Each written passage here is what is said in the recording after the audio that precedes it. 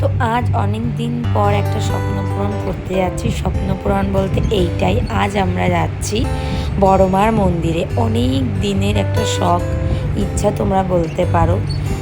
তোমরাই ভেবেছো যে আমি হয়তো অন্য কিছু কিনতে যাচ্ছি, কিন্তু না, বড়মার মন্দিরে যাওয়ার আমাদের বহু দিনের শখ। এর আগেও একবার আমরা গেছি, কিন্তু পুজোর সময়, কালী পুজোর সময়। তখন আমরা মানে মেন হয়েছে ভাসানের দিন গেছিলাম।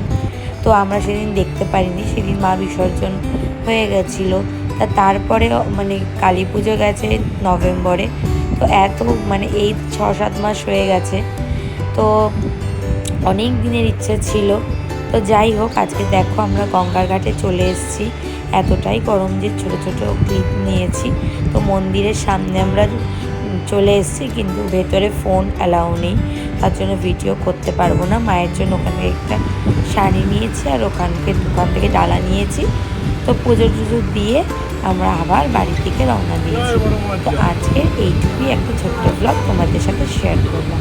কেমন লাগলো অবশ্যই তোমরা জানাবে।